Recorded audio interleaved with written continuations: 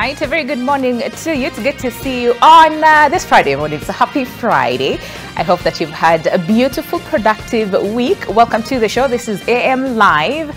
My name is Winnie Lubembe, sitting in for Olive Barrows. And of course, today's conversation is We Must Be Heard and the youth and climate change. And the youth are saying, give us a seat at the table, or we will bring ours. So today we'll be interrogating the outcome of the Africa Climate Summit, which happened this whole week. And of course, the Africa Climate Week actually concludes today. So we want to understand from the youth's perspective, and as far as the children are concerned as well, are they happy with the outcome of the summit? And this as far as the declaration is concerned. And what are some of the conversations that either missed out or should have been heard? And this is across the week as far as the Africa Climate Week is concerned, but most importantly, the Africa Climate Summit. All right, so we'll be looking at that in just a moment, but first things first, a few stories to run you by. And 12 people have been confirmed dead and 3 others injured following a road accident in D area in Voi, Taita Taveta County. The accident involved a 14-seater shuttle and a lorry which collided head-on, resulting in the deaths on the spot. Rose Wangoi has more details. This was the aftermath of the gruesome accident that occurred at Ikanga area in Taita Taveta County on the Nairobi-Mombasa highway. The 14-seater matatu belonging to Chania Genesis Sacco was heading to Mombasa from Nairobi, while the cargo truck was heading in the opposite direction.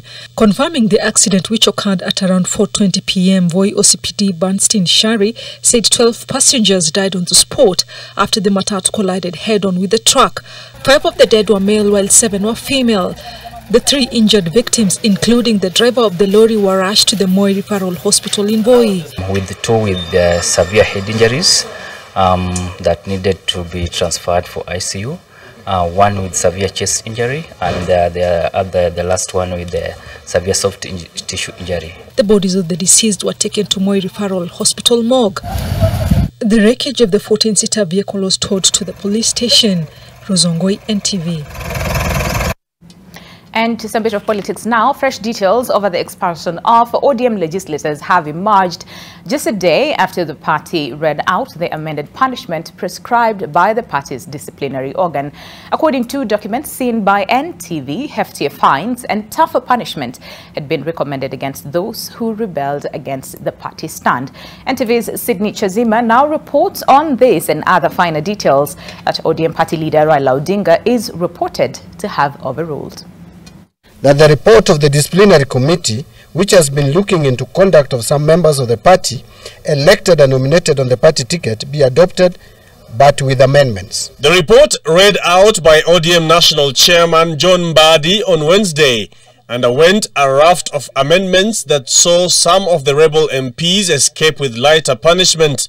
Details seen by NTV indicate that Nairobi woman representative Esther Passaris was lined up for expulsion from the party after voting yes to the Finance Act of 2023 and insisting that she would not be swayed by the party position.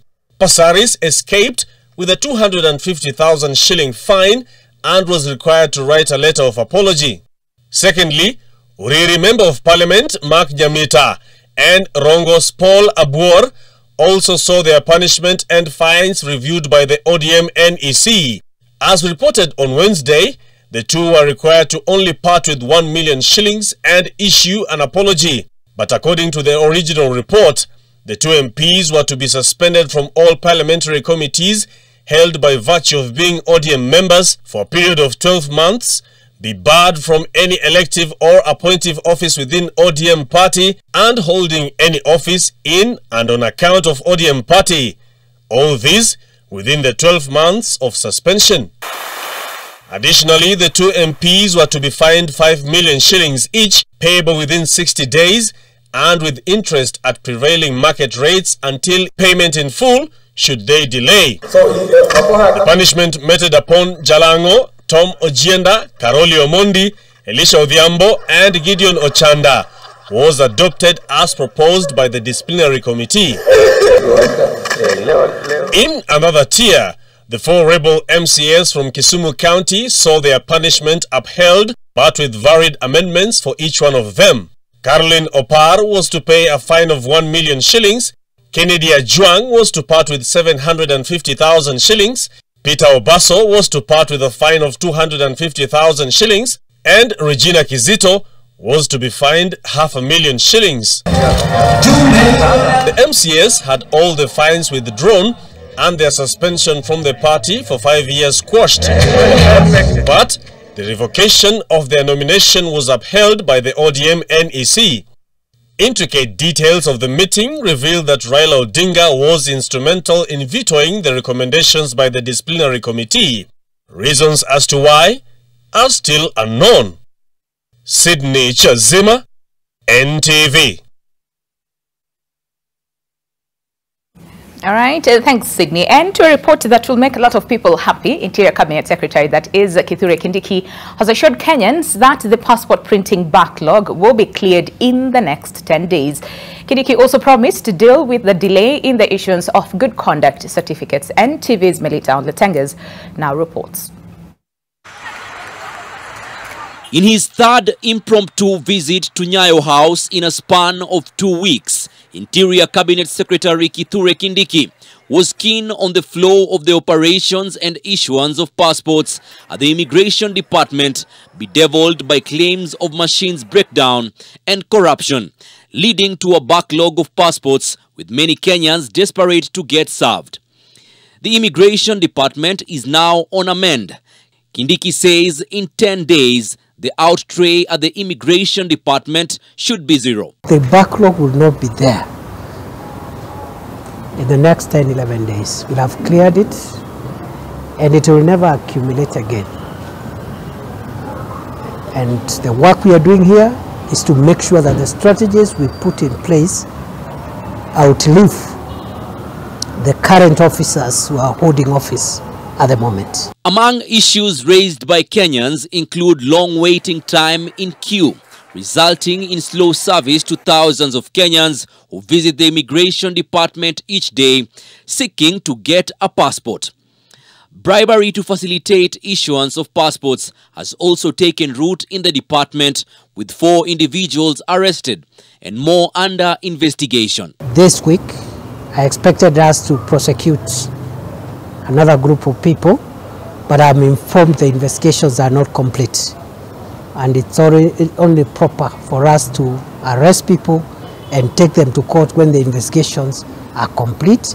You and them will know who they are on the same day. But even as the Cabinet Secretary tightens his grip and cracks his whip on the disorder at Nyayo House, he says it is not an isolated case and soon he will be moving with speed to deal with cartels hindering a swift process of acquiring certificates of good conduct. In the same manner, once we are aligned here, we have also started engaging the DCI to ensure that also that system is brought back to order. The new directive by Kithure Kindiki, if achieved, will alleviate the suffering of many Kenyans, some of whom have been waiting for more than a year to get their passports. Melita Onletenges, NTV. And to a story that will be delving deeper in today's conversation. As far as climate change is concerned, all eyes are on Africa following the signing of the Nairobi Declaration. And now, more than ever, the continent is determined to speak in one voice on the effects of climate change and climate financing. To some, this may be new. However, this is not the first time Africa has signed a similar declaration. And as NTV's Helen Aura reports, there was a climate pact signed in 1990. But what has changed since then? That is the question. 33 years later, Africa is determined to rise and deal with the adverse effects of climate change, such as unpredictable weather patterns resulting in prolonged droughts, devastating floods and diseases that are not only posing a humanitarian crisis, but also crippling the economies of many nations. Africa only accounts for less than 4% of the global emissions. But what exactly makes this declaration different from the one that was signed in 1990 under the leadership of the late President Daniel Arap Moi? In 1990, the declaration sought to urge African countries to introduce policies which promoted diversification as a means of reducing economic and social vulnerability. They were further urged to enhance reforestation. Africa called upon industrialized countries to reduce their greenhouse gas emissions and accelerate the cancellation of external debt owed by the developing countries. The United Nations was tasked to support African countries in international negotiations. The private sector, on the other hand, was urged to increase its research efforts to develop environmental-friendly policies. 2023. African leaders have called on decarbonization as the global economy is also an opportunity to contribute to equality and shared prosperity. Invite development partners on the global south and north to align to coordinate their technical and financial resources directed towards Africa to promote sustainable utilization of Africa's natural assets. A call to accelerate the ongoing initiatives to reform the multilateral financial system and global financial architecture. Urge the efforts to refine the G20 common framework for debt treatment, but remain concerned that these efforts lack both the adequacy and timelines. Propose to establish a new financing architecture that is responsive to Africa's needs, including debt restructuring.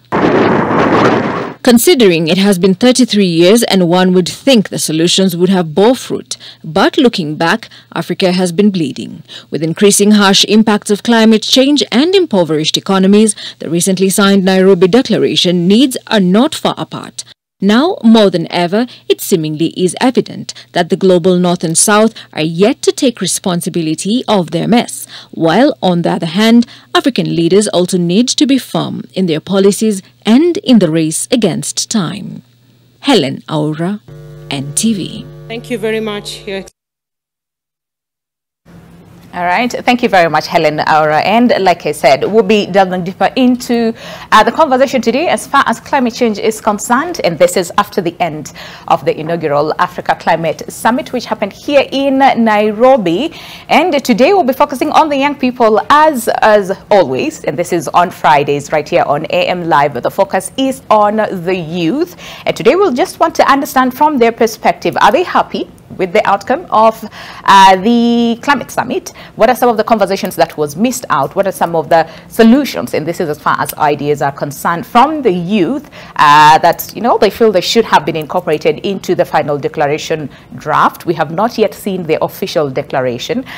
So what are some of these other things that the youth feel that should have been included, including their own declaration that they presented to the heads of state as well? And also the children presented their own declaration as well. We'll be delving deeper into the same. We're happily graced this morning by Lynn Oko, who I would want to call her a child climate activist. So it's so good to have you this morning. We are so sorry to have you early this morning, but thank you so much for making time for us. And of course, as you can see, my guest this morning right here on AM Live, Elvis Layad, who's the Diaspora Engagement Lead, Africa Youth Climate Assembly. Good to have you this morning. Thank you so much for joining us this morning. We'll have Jennifer Kaberi, who's the CEO and founder of Toto News, in a moment. She is already here in studio, but again, she'll be joining us a little bit later to also tell us more as far as the children are concerned, their perspective as far as the Africa Climate Summit and the solutions that the children have, because they presented really powerful declaration during the summit. We have Eric Njuguna, who's a climate justice organizer, Fridays for Future. Good to have you this morning on a Friday. How are you doing?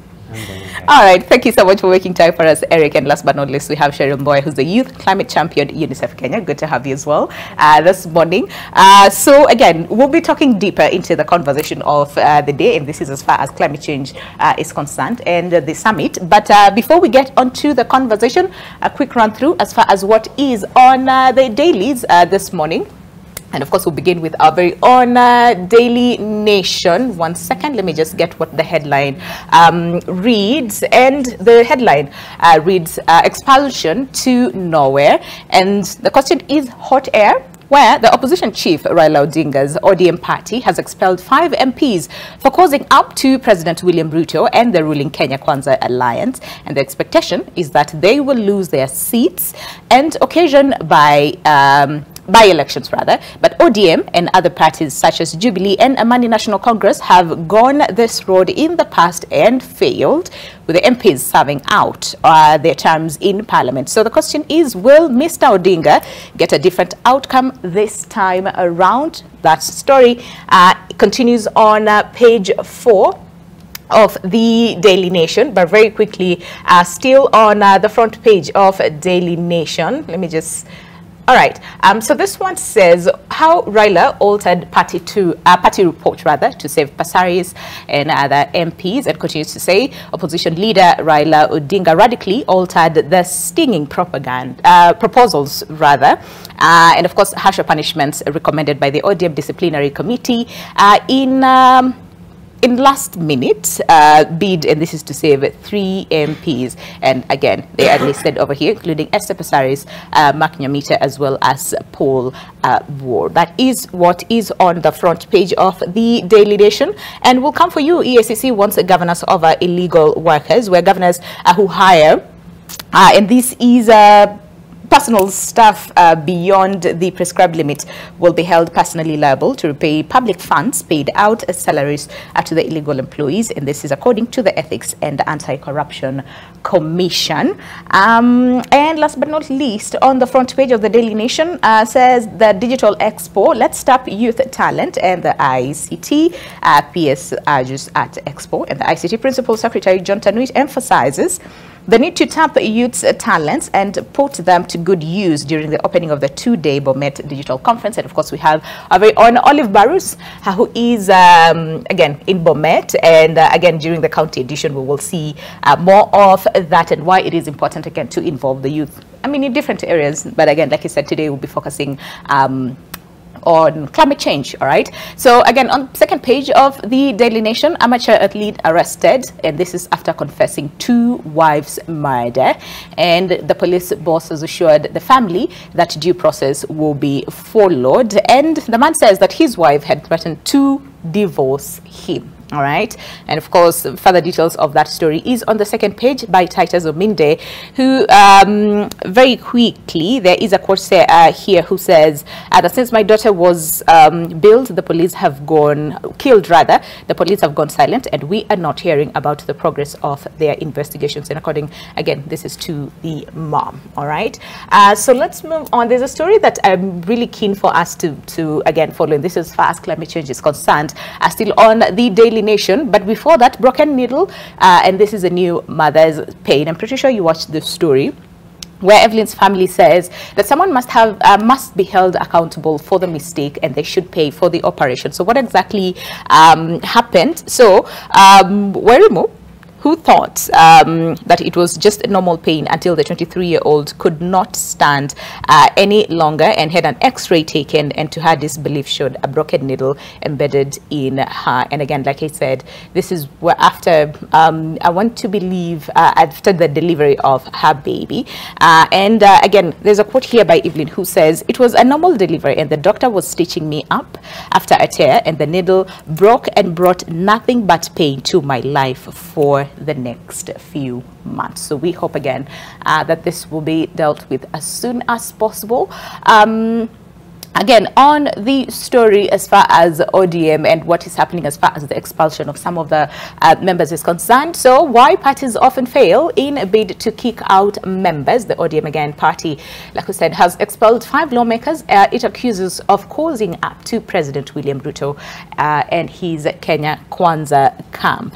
And again, the ODM leaders and the victims rather exploit long-winding legal appeal mechanisms, and this is to remain in office. But according to party's registrar, that is Ann Nderitu, the law cuts both ways, right? So there must be fairness for the political parties, and this is to be to the accused members. But again, to get more insight on the same, get yourself a copy of the Daily Nation, or better yet, go to epaper.nation.africa and get a full gist of the story that was done by Moses Nyamori. But I'm just gonna quickly rush through some of the stories, and this is as far as climate change is concerned, so that I can get just a few view, and this is as far as what my panel thinks about the story, and there we have it. So critics, again, during the Africa Climate Summit, say that the Nairobi Declaration was influenced by the West, and this is as far as carbon markets were offered as a major solution to climate finance. The story was done by Helen Shikanda. So experts say the summit recommendations were not focused on what Africa truly needs. And very quickly, at a glance, or in terms of what exactly is the issue here, and this is as far as what Helen Shikanda says, is that, I mean, not Helen, really, the story was done by Helen, but what the experts says is that we were fed false solutions proposed in the Nairobi Declaration, and this is as far as the carbon markets are concerned, which simply amount to cheap pollution permits for the global north and pollutions who can pass on the cost of the permits to their customers. And again, this is one of the experts who talked about the same. So I wonder what my panel has to say. First of all, just about the summit as a whole, and I wanna begin with you, Eric.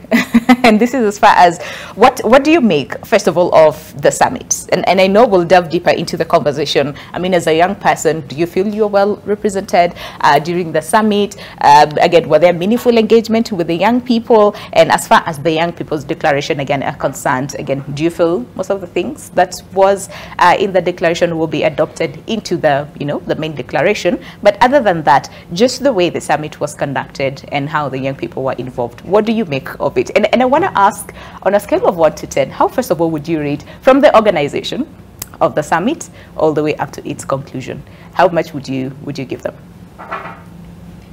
On a scale of 1 to 10, yeah, I would probably, it depends on the areas, but specifically on the accreditation process, okay, I'd probably give them a 2. Okay. Because so many Kenyans, over 30,000 Kenyans registered for the summit.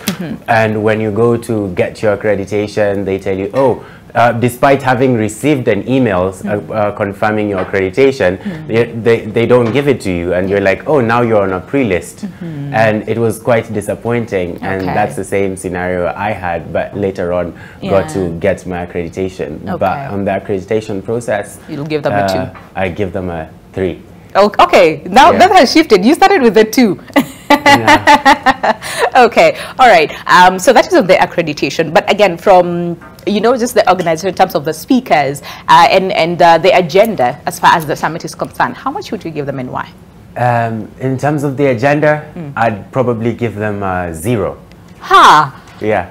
Okay. I'd give them a 0 because there was a huge Western influence by consultancy firms like McKinsey & Company and whatnot, and there was a strong push for carbon markets, which I do agree with the report from Helen Shikanda, that it did not represent Africa's interests. And carbon markets basically give global north countries and corporates a ticket to pollute, while it's offsetting their emissions in global south countries, where communities are being displaced in the name of carbon offset projects, and limiting our ability to actually drastically cut down on emissions.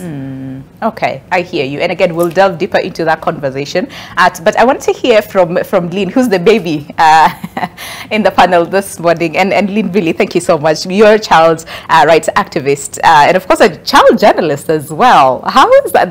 It's really, really good to have you this morning. Do you feel home in the studio with the cameras? Yeah, I'd like that. Okay, so from the organization of the summit to the declaration, because again, we all know the children also submitted their declaration, which again we'll look into as we continue with the conversation. But for now, because initially there were 500 slots for the children, right, at the summit, but then that was cut down to 100. So I wonder how this makes you feel. And then again, from a score of 1 to 10, how much would you give the summit? I would rate it like around 4 to 5. 4 to 5. Because I feel like children weren't like much involved in it. See, there were not enough like child-friendly activities. Like see, kids cannot just stay in like a show for like 2 to 3 hours and then you're just seated. You don't have anything better to do. So like I feel like they would have made like more like fun for children activities. So like, yeah. Okay, so they wanted the children there, but sort of like they did not want the children there because you did not feel involved. Yeah. Okay, I'll come back to you to really understand more in terms of what exactly is it that you as a child and as a child's rights activist would have wanted to see different, you know, from the conversation. All right. So Cheryl, again, from the organization up until the culmination of the summit, how much would you give them, or would you rate them on a scale of 1 to 10? Are you happy with the outcome of the declaration and whatnot?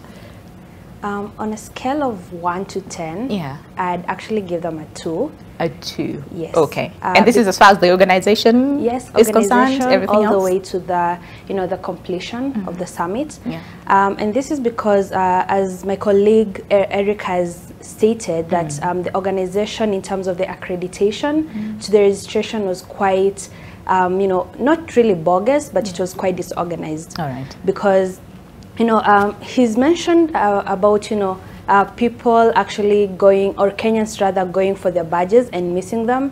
Now we're looking at, you know, people or delegates all across Africa flying in, you know, using their resources. And when they get to the, you know, Charter Hall, they find that their badges are missing and they are waiting for, you know, approval from the PS. That was quite disorganized and quite disorienting. The other thing is, you know, in terms of like the programs and, you know, the coordination, it was also a little bit disorganized and not quite friendly to everyone. All right. And this is because I always say, in terms of, I have been in the climate space for a while now, but to be able to involve everyone, not just the delegates, but also the public, because you know, we also you know, intend on involving and including public participation, right? Yeah. So to be able to involve everyone, you need to break down the jargons. You need to, you know, make it very ingestible to every single person, including the, you know, the youth and, you know, the children who are in attendance. And to be able to see the fact that they quite sidelined the youth and, you know, the children who are very vocal about climate justice was a very bad show, because at the end of the day, we want to propel the children and, you know, the youths who are very active in climate justice matters, because at the end of the day, this is something that is affecting us and affecting the future generation. So to be able to, you know, to be able to involve every single person, that's needed to, you know, the program needed to be made in a way that it was ingestible and not quite, you know, bombarding to be able to consume it. Yeah, just because, again, there's a summit, right? But make it easier for people to understand. I see that.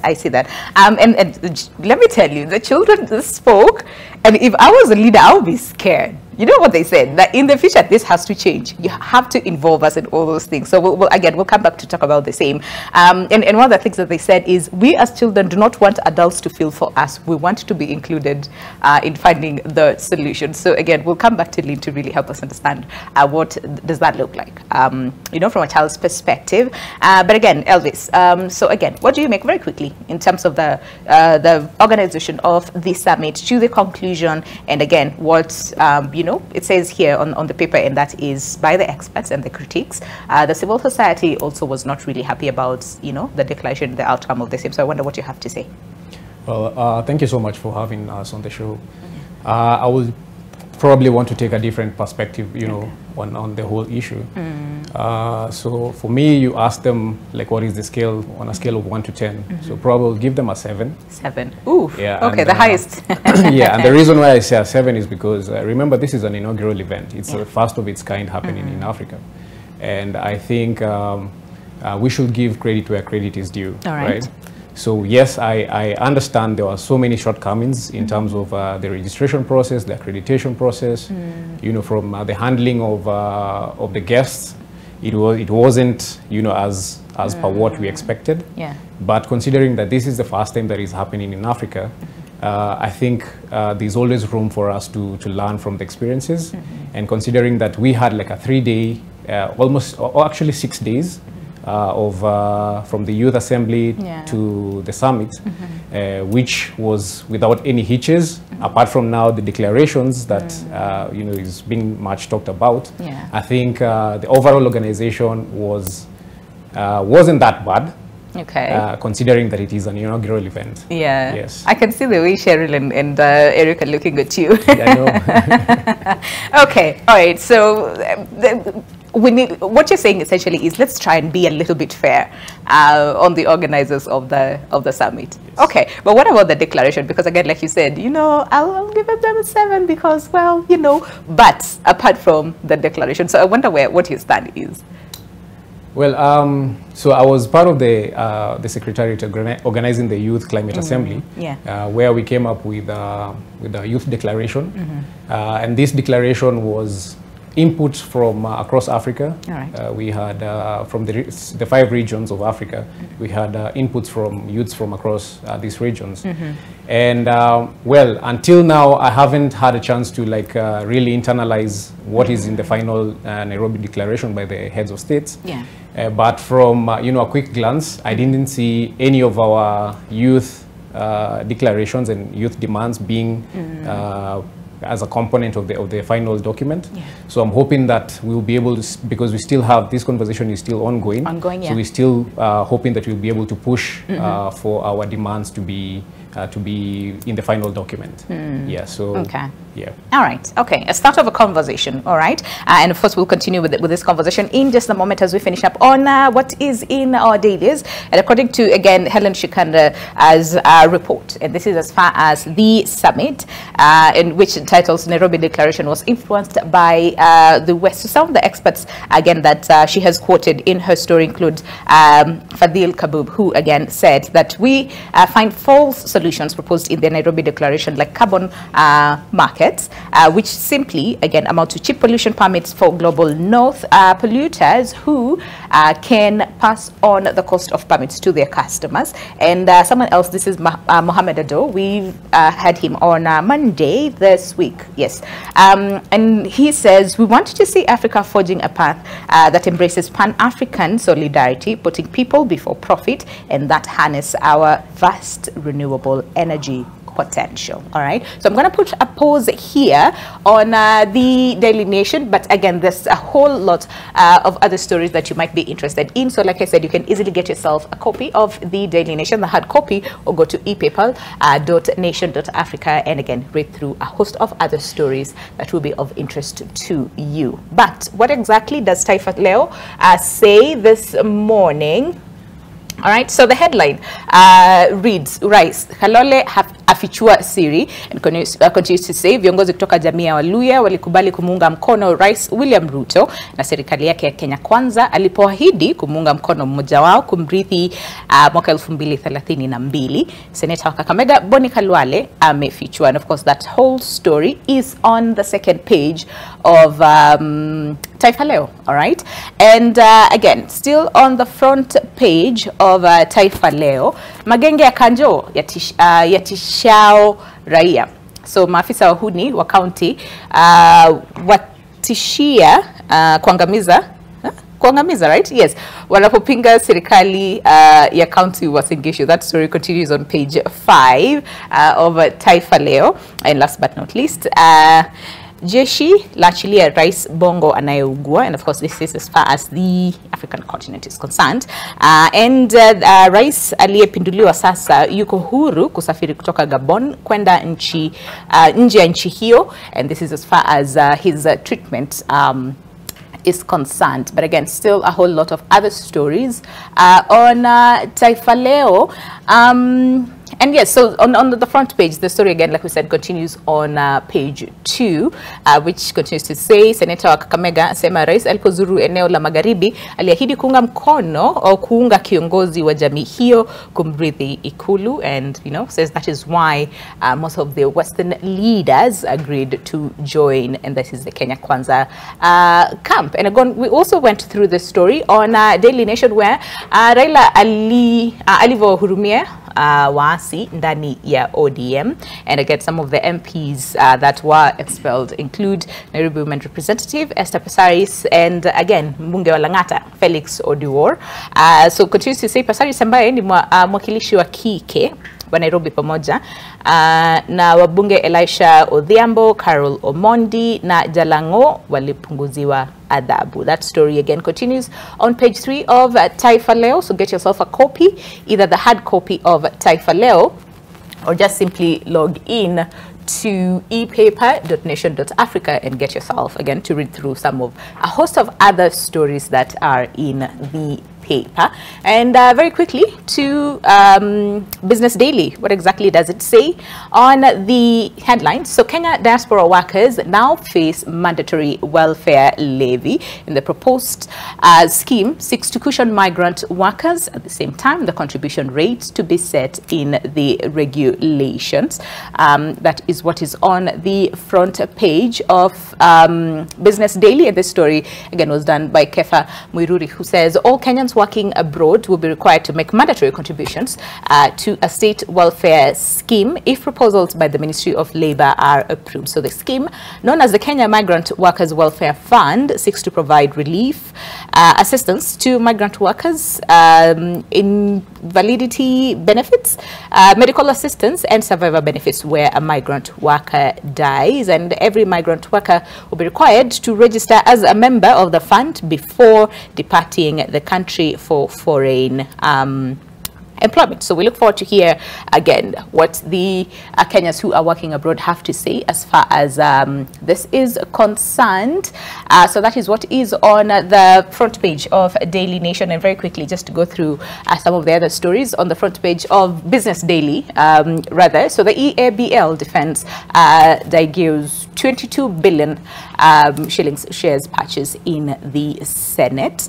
And of course continues to say that East Africa Breweries yesterday defended the recent acquisition of an additional 14.97% stake in the I really can't see it very well. Let me use the the hard copy to read through what exactly this one says. Oh yes, stake in the company, and this is by its parent firm, that is Diageo. All right, and of course continues to say insider fraud bleeds SACCO's 118 million shillings in the past 2 years, where savings and credit cooperative societies have lost 118.1 million shillings in the past 2 years to fraud, mainly driven by staff, pointing to the increased need for reinforced systems and insurance covers to protect members. Billions of shillings. That story is on page 5 of the Business Daily. And last but not least, watchdog orders sale of Sadlin in paint makers merger deal, where the Commerce Competition Commission (CCC) has ordered Dutch paint maker Akzo Nobel and Japan's Kansai Plascon Paints to divest the Sadlin paint brand to an independent competitor as a condition for the approval of their proposed merger in the East Africa market, including Kenya. All right, and there's so much and still on the Business Daily, but again, like we said, get yourself a copy of either the hard copy or again just go to epaper.nation.africa and you'll get yourself you know, all our newspapers from the Daily Nation, Taifa Leo, Business Daily to the East African. But again, so what does this one say? No, this is not actually today's paper. Very quickly, let's go to what the Standard says and then I'll come back to that. On the Standard headline, reads university fees, funding fraud. Administrators are asking freshmen to pay fees before government completes student categorization that will determine the amount each learner pays, and in breach of ministry circular that warned against charging before the process is complete. And again, that story is on page 2 of the Standard, still on the front page. And we went through the story. ODM rebels fight back, and in spite of facing career-ending sanctions, MPs insist they have no regrets for cooperating with the government, but ODM promises to take fight to their backyards. That story is on pages 8 and 9 of the Standard. And of course, you can see you know, some of those ones who have been affected, all right, as far as the expulsion and the punishment is concerned, and still on the front page of the Standard. So governments, and this is Ruto's sweet deal to farmers, where government is in the process of paying sugarcane farmers their arrears and relieving companies from more than 111 billion shillings debt they owe the government as reforms in the sector start. So today the stakeholders hold their first conference, and this is to concise the process. You really can see very well this morning. And elsewhere, scientists grow human embryo from stem cells. This should be an interesting story on page 24 of this Standard. So I'm going to put a pause over there. And again, we're taking a break, but when we come back, we'll also delve deeper into the conversation of the day, where it says we must be heard, and the youth and climate change. And they're saying, give us a seat at the table or we will bring our own. All right, so that conversation is coming up after the break right here on AM Live. Stay with us. But if you are a young person who's watching us this morning and you have a lot to say as far as the climate change is concerned, or you have something to say as far as the summit and the outcome of the same, at NTV Kenya, both on Facebook and on Twitter, is how you can reach us, and tag me as well at Lubembe_Winnie, and we'll be going through your feedback and what you have to say. But for now, let's take that break. See you on the other side.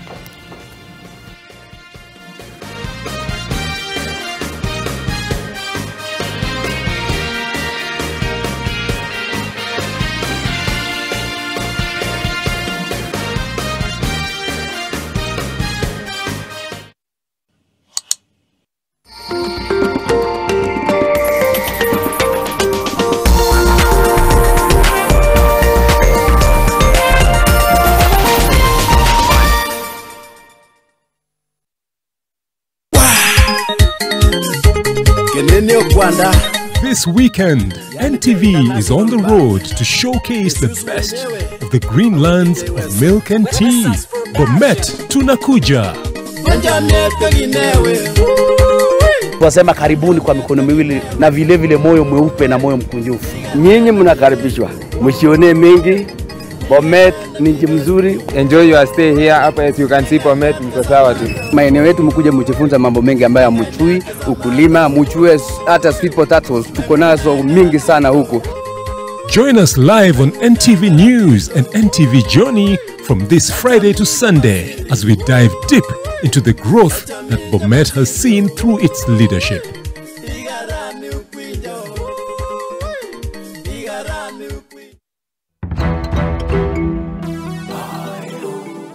I started business when I was in class 6. Wow. I used to stay as Karinguru. Meet June Onguko Matendo, who runs a successful realty company in Texas. It's not an industry that you come knowing what you're doing. You don't know anybody really. From the United Kingdom. We have to think beyond our borders to be able to influence society. BrainGate, as Strathmore alumni remember their alma mater. Also on the show, how Minneapolis restaurant owner and events organizer George Ndege is investing back home. I have an account with Cobank. I'm able to send money directly into my account. Secondly, my tenants are able to deposit money into my account at Cobank. In every corner of Africa, leaders rise. From corporate pioneers to sports champions, innovative minds, and creative souls. You are the leaders of tomorrow, and we want to celebrate you. Are you a leader in your pack? Nominate yourself or someone you know for this year's Top 40 Under 40 and be part of the movement.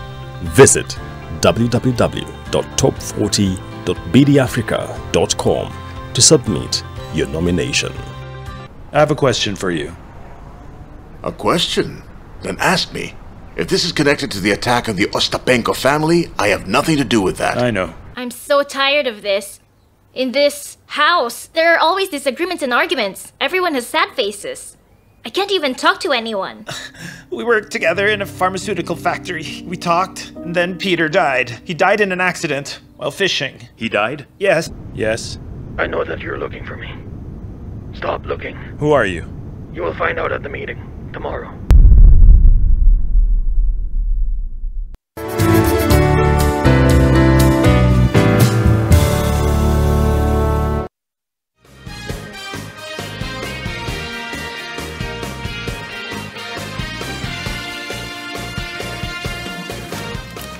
All right, welcome back. The show is AM Live. My name is Winnie Lubembe, sitting in for Olive Barrows this Friday morning, where it's all about the young people and, of course, what they have to say as far as different, topics are concerned. But this week, we take a look at the just ended Africa Climate Summit, which happened here in Nairobi, and of course under the theme Driving Green Growth and Climate Finance Solutions for Africa and the World.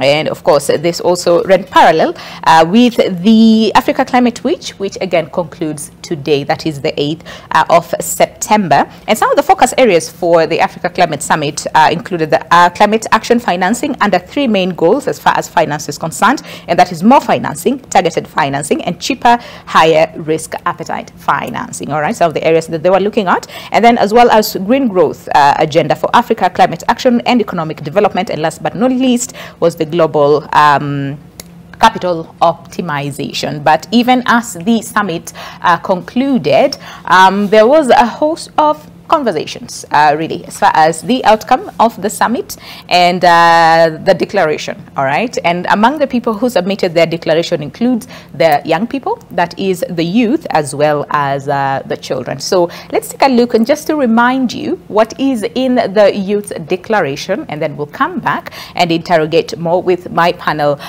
here in studio. This morning we have Elvis Leyan, who's the Diaspora Engagement Lead, Africa Youth Climate Assembly. We have Jennifer Kaberi, who again will be joining us as we continue with the conversation. She is the CEO and founder of Mtoto News, who again represented or were very active during the conference. I watched some of the live streams by Mtoto News. And then we have Eric Njuguna, who's a climate justice organizer, Fridays for Future.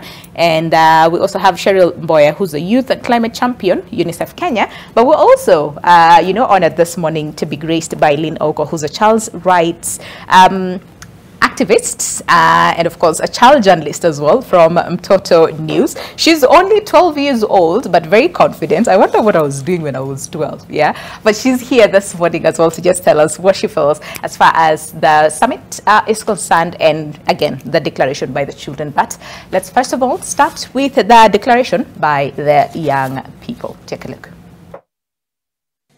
Excellencies, distinguished delegates, invited guests, I stand on the observed protocol.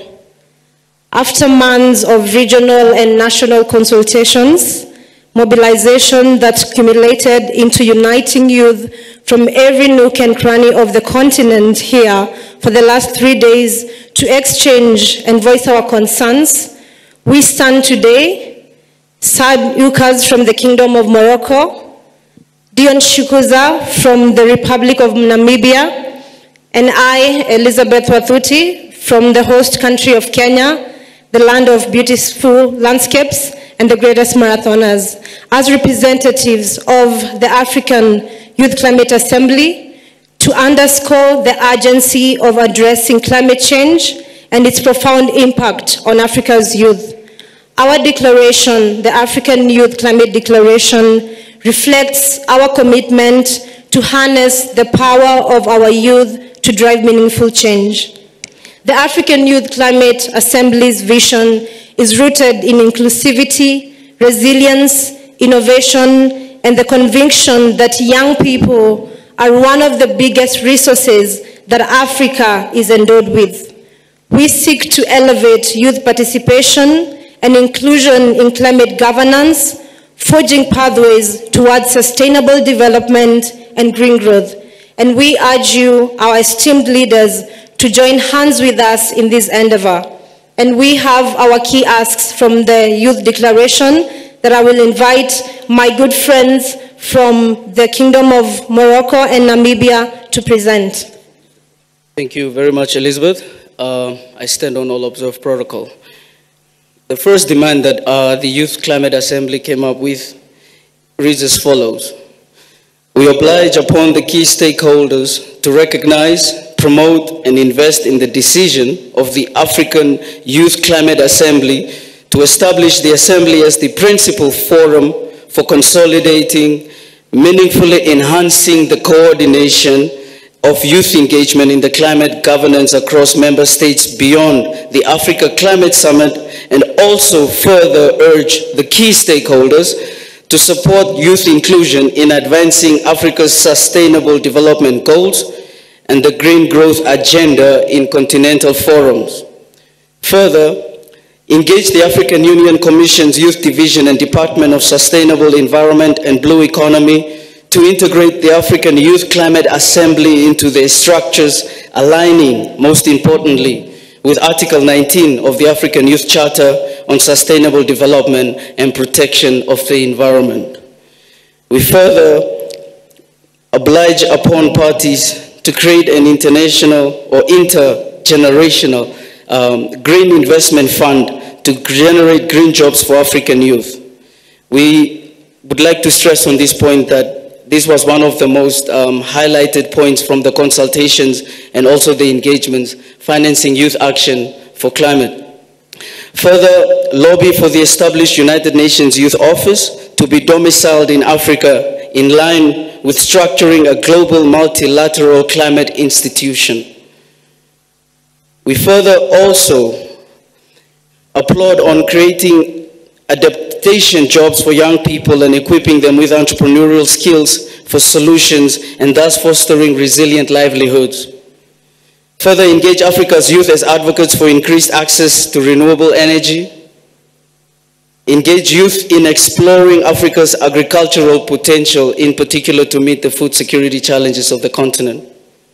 And lastly, to invest in youth-led research and innovation for identifying local climate solutions. And with those few demands, I would give my brother Saad Ukas a chance to give us a closing statement. Thank you. Your Excellencies, all right, very powerful declarations and demands over there as far as the young people are concerned and what they need or what they want, seen. And one of the things that they talked about, and this is addressing, the heads of state and, the older generation, if I can say that, who are present in the summit, is they said, in the future, when, our planet is sinking and burning, you will not be here to witness that. So, Elvis, again, what do you have to say as far as this declaration is concerned? What are some of the most important things? And first of all, young people, a lot of them said, listen, we do not feel like we were included enough, during the summit. If anything, we were given our own separate conference. You start with there, and this is as far as the Youth Assembly is concerned, and then just bring your demands or declarations on board. But other than that, there was not so much involvement of the young people. What do you think? Well, yeah, so that's very true. We were not included in the main summit. However, we were given an opportunity to have our own assembly that came up with a declaration and input from young people that was supposed to be presented to the heads of states. Yeah. So I feel like right now, as it stands, we the African youths have done our part. And the good thing about African youths they are very persistent. They are very, they are very consistent with their demands. Yeah. And I feel like this conversation will not end there. As much as yes, we were not given the opportunity to interact with the heads of states. We did not see some of our demands or the most important demands that we consider as youth, they are pro-youth, being adopted or being included in the final document. But like I said in the beginning, we're not going to give up. We're still going to push for it. And I want to congratulate all the African youths who are involved in this whole process. It might seem as if all is lost, but I still feel like we still have hope, because we still have COP27 that is coming up. We still have the United Nations General Assembly, which is coming up. Yeah. And going back to some of the key asks that we had. One of them was, and this was a big topic about financing and climate solution financing, especially among the youths. So I feel like we already have the goodwill of people like the African Development Bank, who are, very keen to support young people. Also, there was also the asks for the creation or the domiciling of the youth office here in Africa. Yeah. And I am so proud because this conversation started way back. It's also in our common agenda report by the UN. Yeah. And I am happy to have been part of the process because I actually feel like I was the last person to, nail that nail on the coffin during the last UN General Assembly. Yeah. That was the Stockholm process. I requested, I had an opportunity to address the UN General Assembly and requested for the creation of a youth office, and 6 months later it was adopted. And now we are furthering that conversation and saying that Africa is the youngest continent, is where we have the largest number of young people. And so it will only make sense to domicile that office in Africa. And so I feel like all hope is not lost. We still have a room to fight and push for our agendas to be heard and to be executed. All right. Yeah. Okay, I hear you, Cheryl. Very quickly, because I also want to, we do not want to keep Lynn here for longer. So I want us to also see what the children, had to say as far as the declaration is concerned. But very quickly, Lynn, that declaration is one of the things that also came out from the Youth Climate Assembly is create an intergenerational green investment fund to create green jobs for the African youth. And they said this was one of the most highlighted points. So I wonder what this first of all entails, because there's a lot of intergenerational gaps. I mean, as we all know, one of the young people I was listening to, they were saying most of these young people, first of all, do not own their own land. It is their own, family's land. And something as simple as planting a tree, we have to ask for permission from our parents to plant a tree in our very own compound. So I wonder what you have to say very quickly on that intergenerational green jobs for, the green investment rather for the young people, very quickly. Yes, so to briefly talk about it, I'd first of all say that clause is very important because at the end of the day, one of the major, goals for the summit and for the declaration was to be able to create, or rather to build self-resilience in Africa, so that you're not mostly, relying on the global northern countries, so that you're not always asking for aid and help. But given that we are rich in resources as a continent, both natural resources and human resources, we're able to build ourselves, and we're able to build our capacity. Now, in terms of elevating the green jobs and investments within Africa, one of the key stakeholders, that's the African Development Bank, which was very keen on investing particularly in the youth and in children, because at the end of the day we know that as much as Africa is the youngest continent, we have so many innovators around us, so who create innovative solutions and innovative products to challenges that the community faces, the climate faces. So one of the hindrances as an innovator is financial muscle. So to be able to see or to be able to have a clause that expressly puts out the need for investments, the need for green jobs, to be able to build capacity within the young people in Africa is a very big step towards good climate governance and climate justice. So at the end of the day, that clause ought to be followed to the end, because it's a progressive clause that doesn't just touch on the current generation but also future generations.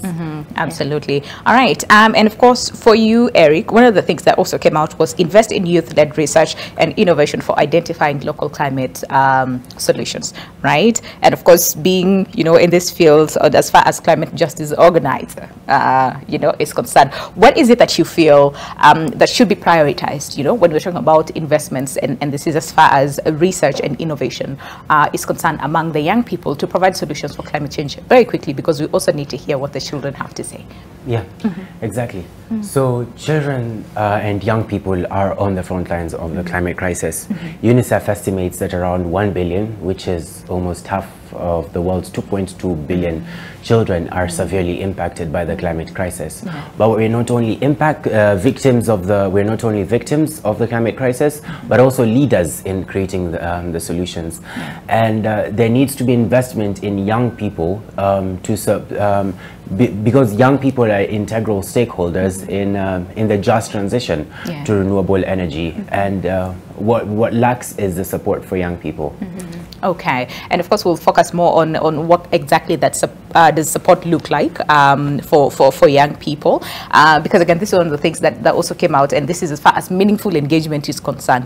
Don't just allow us just a little piece of the pie, but allow us to also have a space at the table, which again is what we're focusing on this morning. But again, the young people are not the only ones who presented their declaration at the Africa Climate Summit. The children also had a lot to say, and if you ask me, very powerful demands over there. So take a look, and then we'll come back and interrogate more with the baby, like I said, on set today. That is Lynn. But take a look.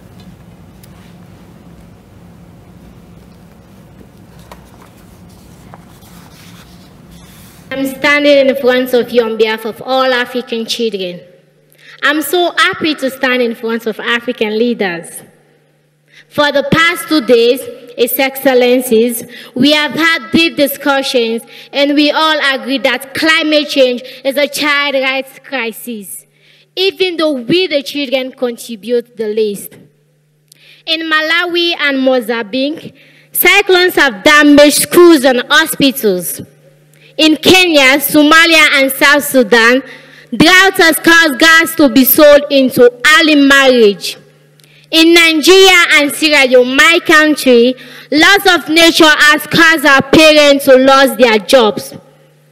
Across Africa, people fight for water and land, making families move, forcing children into child labor. We as children don't want adults to feel for us. We want to be included in finding solutions. My fellow children and I propose these solutions. Support children's projects like child-led organization on recycling and tree planting. Climate finance should support school feeding, not just food, but a balanced diet. We also need finance to keep girls in school, not in child marriage.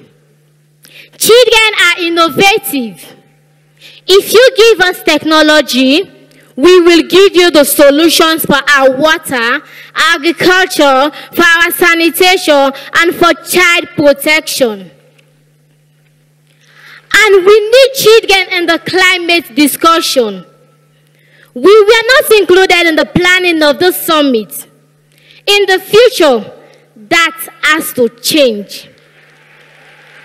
President Ruto, African leaders, let us create an Africa fit for every child.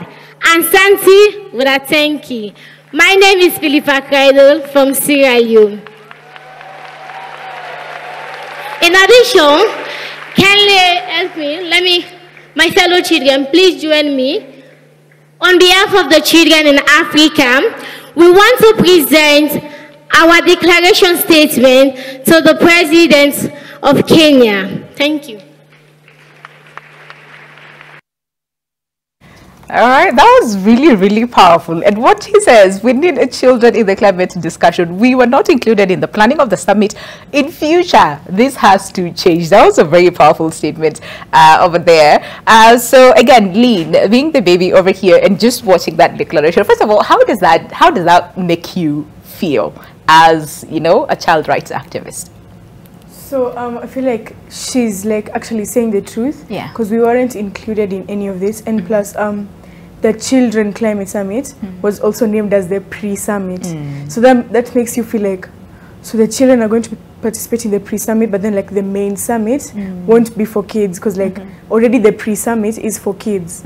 So basically also that what they're trying to say is the pre is the one supposed to be for the kids, because kids like do not belong at the main summit.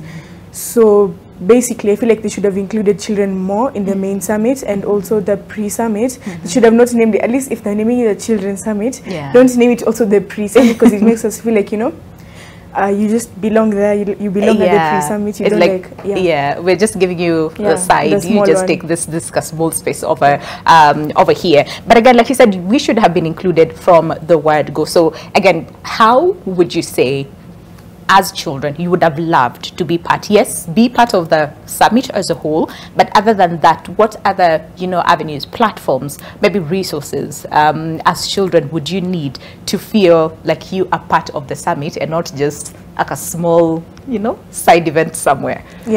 So see when they were planning the main summit, children, we weren't like informed about it. We're just like, oh, the main summit is here, we have to get our badges and all that. Most kids also didn't get. Personally, I got mine like very late. I was so sad about it, but then I ended up going anyways. So the children should have been given the first priority and got their badges first.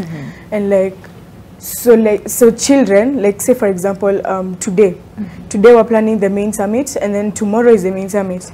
Tomorrow, and then the day after tomorrow is the main summit. So children would have gotten their badges like today, and then tomorrow the adults, and then the next day now the main summit. So children weren't given the first priority. Like more children should have been given like an opportunity to talk and like to express their rights and how climate change affects them in their ways. And I just want to pick that from you, where you said, again, children are heavily affected by climate change, right? And again, in all areas, from school, because again, we've seen in parts of the country where, again, schools have been flooded, children are not able to go to school. Others, when it comes to resources, are not able to go to school because, there's nothing, right? And one of the things that also came out from the declaration is give us food, and not just food, but give us a balanced diet. And this is as far as the school feeding program is concerned. So I want to hear what are some of the discussions that came up from the summit. I don't want to call it pre-summit because you're not happy about it, first of all. So from the children summit, what are some of these conversations as far as challenges facing children in this climate crisis that we're dealing with now? So basically, see like countries where like the government gives like water tanks and all that. So they give water tanks, but then they give them empty. So like they give you an empty water tank. So what do you do with it? If there is no water, you give me a water tank. What do I do with the water tank? So basically, if you're giving me a water tank, give it to me with the water. And another effect of climate change to children is like play. Like children get reduced like amounts of play. So like if you are planning to play like today in the evening, then it rains because it was sunny during the day, then it rains. That has affected your play. You don't go to play because it is raining badly and the roads are flooded. You can't even leave the house now. If you leave the house, like maybe even if you open the door, the water just gets in. Okay, all right. And again, they talked so much about solutions, and one of the things that again she said is there's so many children, I mean heavily affected, yes, but girls are mostly affected, and this is by early marriages, because again, when there is drought, there's that exchange. A wealthy family would come in and trade off cattle on behalf of to get this young girl. So different areas of this young girl's life, is affected because now she's not able to continue with her school. She is forced into, early pregnancy, early marriage, and sort of like her life is somewhat ruined, right? But by this. So one of the biggest questions is, so then as a young girl who is very proactive, and this is as far as child rights are concerned, what is it that you want to see different? Because in Kenya, we also have such cases where young girls are being married off very early. So what is it that you want to see happen different? And this is from the declaration that was given. And then we'll also interrogate the aspect that, children said, we are very innovative. So give us the technology and we'll give you all the solutions. So what exactly does, these solutions look like? But again, on that case of, young girls also being married off, what is it that you want to see different? They're being married off due to drought, in exchange of cattle and all that. So basically, like, trees should be planted. See, trees attract rain. So if you plant like trees, like many trees, see the way like every time, like if we're going to plant trees, it's always State House girls, State House nursery, all that. So if you're planting trees, let's go to another location, because like now there are many trees in State House, that no trees in other places. So maybe like say like Turkana, the place where there's drought in Turkana, you plant trees. Those trees that you're going to plant at State House, plant them in Turkana. Rain will come, all the drought will go, and then our girls want to be married off because they're going to have the food, and their parents won't have to exchange for cattle. And even if they exchange for cattle when there's drought, there's no difference it makes, because like say I am married off, they give my parents cattle. So what are they going to do with the cattle if the cattle like they don't have water to give the cattle or food? The cattle are going to die. Your daughter is already married off. There's nothing you can do about it. Yeah. So they should plant trees any other place apart from State House. Okay. Wow. Okay. That's wow. Do not just plant trees at State House. We need to see them, you know, in other parts of the country as well, and especially in those areas where it's really, really needed, as far as, you know, to just combat drought. Because again, like we said, we just came up from the worst drought that we have experienced, you know, in 40 years. Cheryl, I wonder what you have to say, because again, UNICEF is very heavily on protecting the children and their rights as well. So again, given the declaration that the children you know, gave, and one of the things that they said is, which is very, and we talked about, and that is increased finance to keep the girls in school and not in child marriages. So as far as their declaration is concerned, I wonder what you have to say in terms of what will it take for this declaration, first of all, to be adopted into, I would say, the main declaration, so that we don't segment them into the youth and the children. And this is just, again, to protect the rights of the children, because someone was saying we should actually approach this from a human rights perspective, you know, people before profit. Yeah. So on behalf of UNICEF, as one of their you know, climate change champions, and also within the space of child rights welfare, given that I have been a child rights advocate for about 15 years, having begun at 8 years old, so they're doing great. So UNICEF is very proactive in terms of child rights involvement, and it doesn't just, you know, look at you know, involving the young people, the youths in, you know, these engagements, but also in taking the inputs, taking, you know, the perspective from the children, because at the end of the day, the children are, you know, are one of the you know, population that is worst affected by, you know, climate change.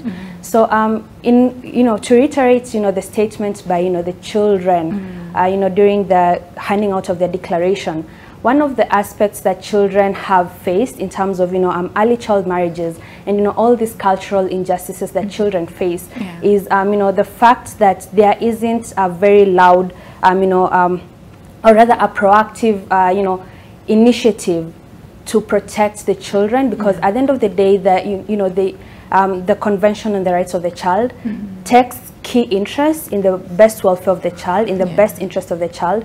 So for us to be able to include everyone in the spirit of, you know, inclusivity, we have to ensure that the youngest population of us, now that's the children, are well taken care of, you know, their best interests are put in place.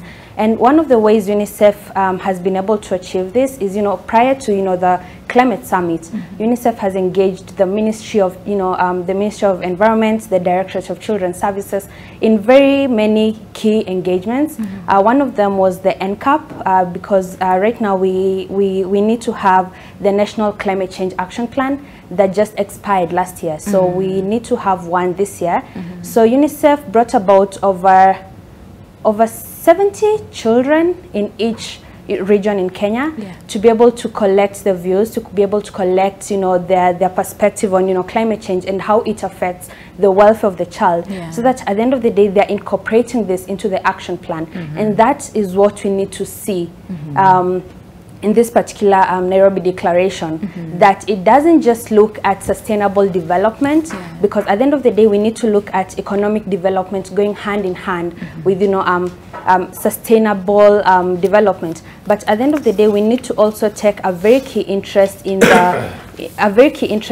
what majorly affects children and how best can we solve this, so that at the end of the day we are able to create a good, you know, platform, a good opportunity and a good environment for them to grow and thrive, because at the end of the day they are, you know, they are the leaders of the present. So we need to look at how best we can be able to fill this gap and be able to propel them to, you know, dominance. Yeah, I like the fact that you said they are the leaders of the present, because again, the way we have it socialized is children are the leaders of tomorrow. But I like the fact that they're taking stand and saying, listen, no, there's no tomorrow. We're focusing on the here and now, and you need to involve us in some of this. And at the same time, we know how our society is. A decision is always made on behalf of the child, right?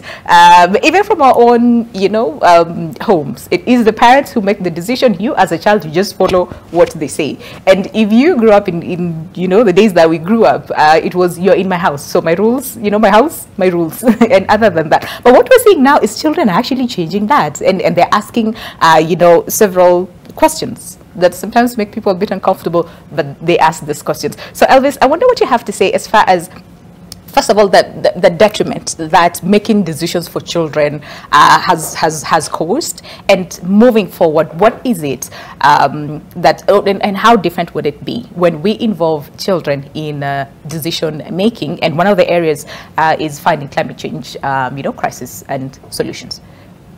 Well, I think in problem solving, there's a technique and design that is called the human design, human-centered design in problem solving. So basically, you're saying that you have to listen to the people that you're trying to design a solution for them. Okay. So you have to involve them in the process from the initial stages to the last stages.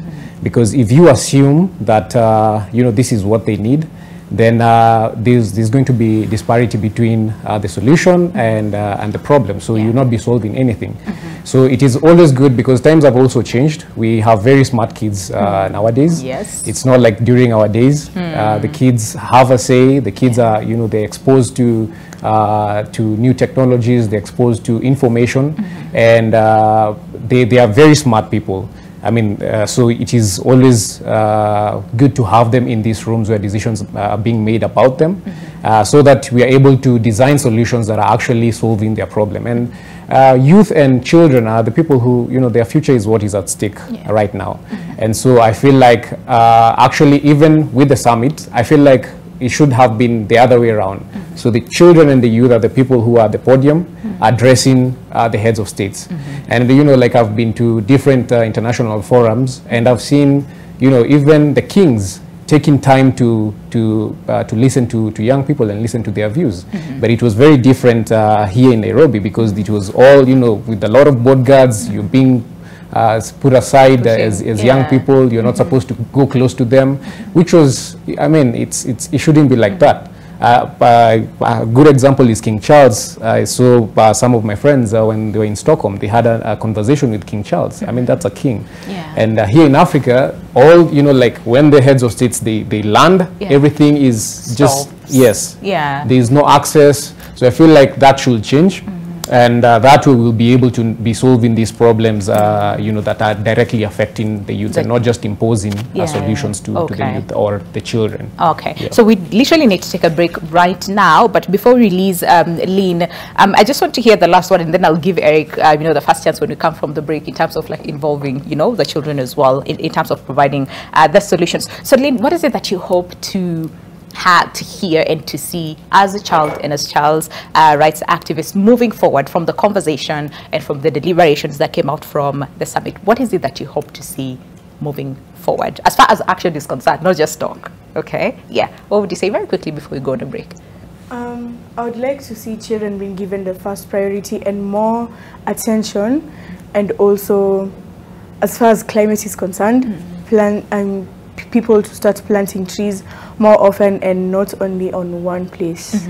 All right. Are you disappointed by the way the adults are handling everything that is happening now as far as climate change is concerned? Yeah. Okay. Very disappointed. Okay, but we hope that will change, because again, the children are taking, matters into their own hands literally, and saying, we need a place at the table, or if you do not, give us a seat, then we'll bring our own seat. So thank you so much, Lynn, for coming by this morning. We're happy that you managed to wake up very early in the morning to join us in this conversation, and to see how children can participate and be part of the solutions as far as climate change is concerned. So we're taking that very short break. When we come back, I would want to understand, so fine, the summit is over. It's the beginning of the conversation. So then what is it that we need to see change? Because a lot has been said, a lot of deliberations, again, have been put across. So what is it that we need to see change? And what are some of the priority areas that should be handled as soon as now? But for now, allow us to release Lina Uko, who's a child rights activist. She's also a child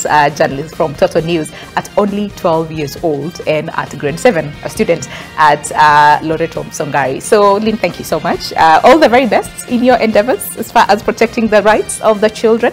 And yes, we'll come back from the break with more right here on AM Live. Stay with us. More to come on the other side of the break.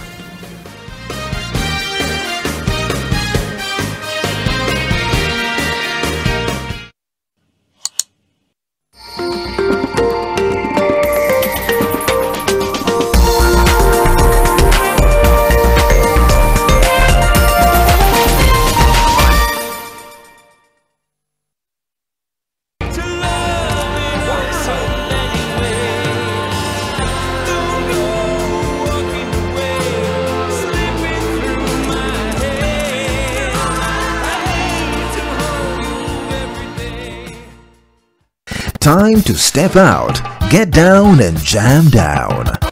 Ride into reggae, raga, roots, and everything that makes you say wagwan.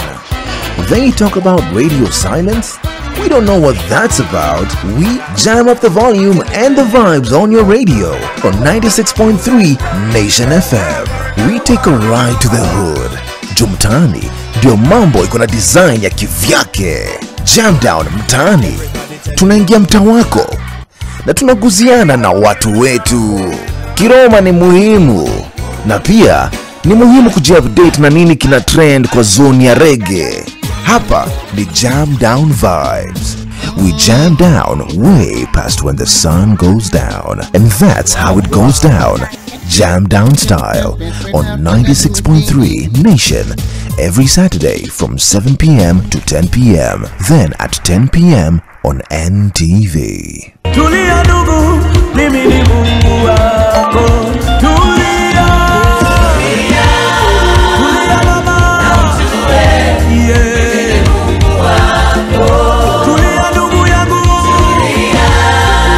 Hey, hey. Na mtue. To get Tulia by Fred Omondi, dial star 812 star 798 hash. Skiza na Nation.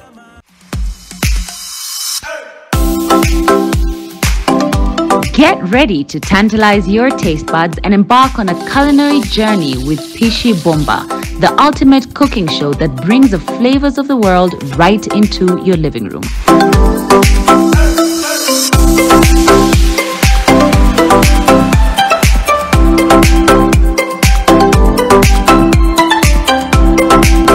Tune in this Sunday at 6:30 p.m. with me, Claire Karatu, for a mouth-watering adventure. Pishi Bomba. Cook, eat, enjoy. Pishi Bomba in association with Ajab Home Baking Flour. Enjoy cooking your favorite meals with Ajab and freestyle your way to deliciousness. It's easy to knead, easy to roll, and quick to prepare. Ajab Home Baking Flour, the flour that does more.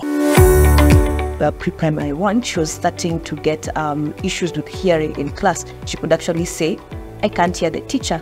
Or when you talk to her, you notice she's not hearing. And initially I thought she was just being cheeky or naughty. I mean, she's a small girl. Yeah. Child's immunity is not very well developed, so it is not surprising that they may get recurrent viral infections. However, if these infections are coming with now high fevers, if the child is also getting ear complications like ear pain or ear infections, it means that whatever is happening is also affecting the ears. So the adenoids, where they're situated, actually will affect both, because naturally human beings are supposed to breathe through the nose. But no, when the adenoid enlarges, it obstructs the passage for breathing. There's always a risk with self-medication. And that is because, first of all, we may not be treating the right thing.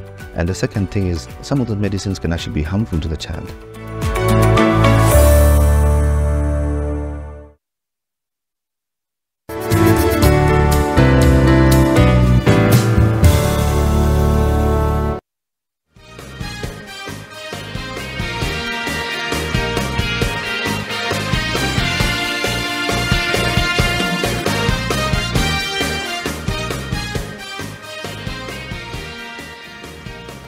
All right, welcome back to AM Live, the last stretch of the hour. And today it's all about young people and what they have to say as far as the topic of conversation this morning. And this is as far as climate change, the youth involvement of the same. And what they're saying is you need to give us a seat at the table or else we will bring ours. So again, this morning we are interrogating the outcome of the Africa Climate Summit, which again concluded this week in Nairobi, and so many things came from the summit. But there's a little bit of really loud murmurs as far as the outcome of the same. And one of the things that the young people are saying is, number one, we were not really involved. First of all, in the planning of the summit and also throughout the same, but at the same time, our ideas and, and our opinions really, as far as what we can do to combat climate change, there is a bit of an issue, over there in terms of how it is received. And they had their own declaration as well. So to help us really understand moving forward, then what needs to happen, what are some of the actions that we need to see from the declaration, so that it's not just lip service, but we need to see action taken. We have Elvis Leon, who's the Diaspora Engagement Lead, Africa Youth Climate Assembly. Jennifer Kaberi now joins us, CEO and founder, Mtoto News. I was following some of your lives during the summit, so it's good to have you this morning, and I'll also want to hear what you have to say as far as the Children Declaration. Some of the things that, either were missed that should be there as far as the final declaration that was given by President William Ruto. We also have Eric Njuguna, who's a climate justice organizer, Fridays for Future. And last but not least, we have Cheryl Boyer, who's a youth climate champion, UNICEF Kenya. But before we went on a break, I promised to give you a chance, Eric, to comment on the involvement of children, because again, the way we were raised is we make decisions for children, but that has changed over time because children are asking so many questions right now. So in terms of the solutions that children have and the impact, that will have in terms of influencing the solutions as far as climate change is concerned, what would you say? I think that because of ageism, young people have been robbed of their ability and agency to shape their own present, but also their own futures. But also aside from that, I think we need to also go beyond that and look at it from a larger perspective, in that the climate justice fight is a political fight. It's very political. The very systems of oppression that led us into the climate crisis are also derailing and impeding our ability to move out of it. From capitalism, colonialism, and imperialism, these are the very systems of oppression that led us into the climate crisis, but are also impeding our ability to move out of this crisis. And we need to make sure that we need to make sure that as we support youth to engage, we're offering them the political education, not capacity building, political education to be able to influence these spaces and suggest and promote just and equitable solutions. Because all of these systems of oppression have been normalized, and we cannot tolerate solutions pushed as false solutions like carbon markets, climate smart agriculture, solar radiation modification, geoengineering and whatnot. We need just and equitable solutions that start with a phase out of all fossil fuels and rapidly, fairly and equitably moving to a renewable energy powered future. And one of the things that, again, a lot of non-state actors were saying and activists, again, were saying is for a very long time we've had this conversation as far as phasing down as far as fossil fuel is concerned. So one of the people, was saying from the summit, what we expected, is the heads of state to say, listen, it is time we phase out and forget about this phasing down, conversation as far as that is concerned. Yes, the last version or the last draft of the Nairobi Declaration that I have read includes some language around phasing down just coal, which is a stab in the back to communities on the front lines of the impacts of the fossil fuel industry in Uganda with the East African crude oil pipeline, farmers are being displaced out of their own lands to construct the crude oil pipeline, and that is why climate justice is land justice. In Nigeria, indigenous communities have been affected by the impacts of Shell in Ogoni, in Ogoni land. In South Africa, the same thing. And we need to prioritize a phase out of all fossil fuels, not just for the climate, but also for land justice, for health, and even for our own economies. I see that. I see that. Again, so Jennifer, very quickly, as far as I mean, you were not here when we started the conversation, so it's fair that I only give you a chance to also weigh in. As far as your expectations from the summit, what conversations sort of like missed out, and this is as far as children are concerned, that should have been heard from the word go? First, I want to say thank you to NTV. I told you I'm not going to sit in a panel speaking about children without a child. True. Thank you for making that happen. Thank you for allowing Lynn, at least her mom allowed. Thank you, Linda, for allowing the child. That for me is something. We cannot be in a panel speaking about children without children. So I want to say thank you so much. As far as ACS, I want to be in the fair mode, like my friend. I want to be the fair mode. I'll give them a 5. Okay. Because it's the first. I know the process of organizing a conference, especially an inaugural. It has never been done before. We are triaxing so many things. I know. I spent lots of time at the secretariat, and I could see the struggles the guys were going through. Okay. So I'm giving them a 5, and why the 5 is because they not involve children. Okay. If they'd involved children, I would have probably given them a 7. It's because they did not involve children. That's why I'm giving them a 5. Yeah, there were struggles about the badges, and we had lots of kids, like we had for the Children's Summit. I'm not going to call it pre-summit because we are giving it the strength that it needs to be. At the Children's Summit, we had over 200 children, and all of the children had registered to get accreditation. We only got 80 badges for children. And this is because of systems, okay? And this is because the system was not very child-friendly. The registration itself did not recognize children. When you're registering, they did not ask you how old you are. And they are required you to have an ID. Which child has an ID? If you don't have a passport, you don't have an ID. So for me, I think it's from even the registration, and I think even the whole program was not done with children in mind. Okay, and here is a fact: will be gone. The people who are remaining are children. They're saying the increase of temperature is in 5 years' time. Who are going to be impacted by that increase? Not us. It's children. Okay. So if you're not giving them a seat on the table, that means you are ignoring the majority.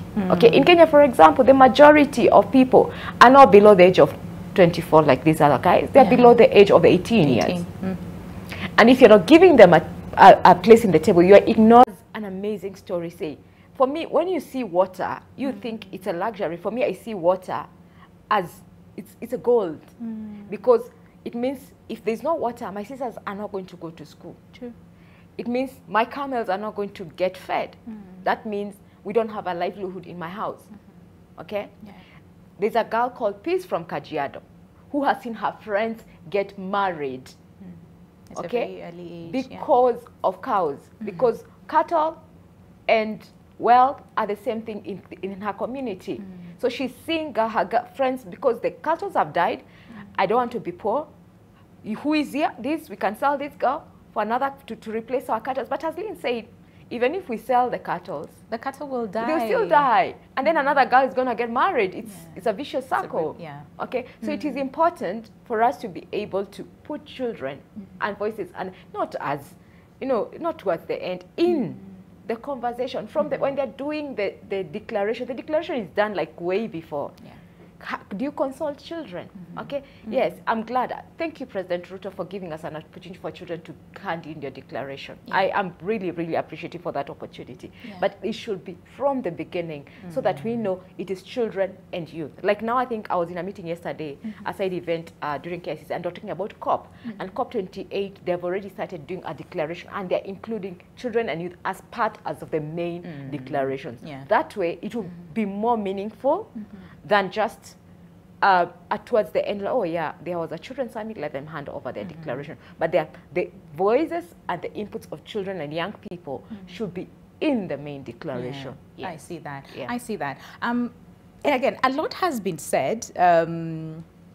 Some people are not happy. Majority of the people are not happy, like from the organization and all those things. We're past that now. Yeah. Our main focus now is on, fine, so the declaration, right, is out. Different groups, children, youth, and again, we also had the heads of state who had their stand as Africa, you know, as a continent in terms of this is what we want to see. And that story was actually done by Leon Lidigo. It was on yesterday's paper, and that is Daily Nation. And this is some of the areas, you know, and as far as, you know, the declaration is concerned, you know, the 1.5 degrees Celsius, I mean, you know, all those things that was said. So the biggest question is, what will it take for us to achieve that? Because a lot of people were saying that was a very, sort of like a weak stance, you know. There's nothing new that was said. There's nothing new that came out from the declaration. Yes, they said yes, but we got a bit of 23, you know, billion shillings, dollars, rather, that was promised. But I wonder what you guys have to say, and especially when it comes to talking about meaningful engagement. And this is as far as the young people are concerned, and this also involves children. What will it take? What are some of the lessons that we have learned from this summit that would want to, again, because the summit will be held every 2 years, what is it that we want to see different so that we don't just have another summit of lip service and then, you know, that's the end of the story. So Elvis, I want to hear from you. What will it take, first of all, for us to achieve all those things so that when we go to COP28, because we'll use this to go to COP28 as, you know, unison voice from the African continent, what will it take for us to get there? Well, I think there's need for evaluation of the summit that just ended, and now that we've made the mistake that we're talking about here, non-involvement of children and youth, so can we have like a post-summit kind of a review that now brings together all the stakeholders, including children and youth, and having the discussions to see, you know, how best can we now position Africa to the rest of the world, especially when you're talking about now the COP27 and the other forums that are you know, yet to come. So I feel like since we've made that mistake, and we all agree, because in all the panel that we are sitting in right now, and I think we agree with, I mean, so many other people agree that it wasn't done, the engagement wasn't as impactful and as meaningful as it should have been. But now we still have a chance to correct our mistakes. So if we have like a post-summit evaluation and review on the same, then that will give us a chance to now like see, okay, all right, as young people, we came up with these demands, we came up with these ideas, so can we incorporate them in the final document and, you know, compile this document and present it and position Africa during the international forums. Yeah, so I think that will be like the easiest and the quickest thing that I could think of right now, since that now the summit is completed. Yeah. So, but we still have that chance because COP, we still have a few months to COP. Yeah. Yeah. All right. So have like sort of like a post-summit analysis. Exactly. And see some of the things and some of the gaps. All right, precisely. Cheryl. What is it that should be included after all this declaration from different, you know, groups have been presented? What is it that should be in the final draft, first of all, that will be presented during a COP? And this is from a youth and children perspective. What is that should be there? What are some of these priority areas, you know, that should be in the final draft of the Nairobi Declaration? One of the things that ought to be in the declaration is an express phrase talking about, you know, social injustices, and having, being an intermediary between climate change advocacy and child rights advocacy. One of the things I often say and often reiterate is the fact that for us to be able to solve the climatic injustice, we have to solve the social injustice. True. This is because, first of all, you know, within my interaction with the general public, I have noticed that it is very hard for me to put my point across on, you know, climate justice and, being very vocal about climate awareness, if we are not able to solve the various social injustices we face, poverty, unemployment, and all those. So if we aren't able to solve this, including the cultural injustices that children face and young people face, then we're not going to be able to put out the message successfully. So first of all, we need to see an express clause within the declaration that states that, as we hope to, successfully solve this particular, menace we are having, we need to also be able to put out a notion on, climate, social injustices and cultural injustices for us to be able to successfully help everyone within the African continent.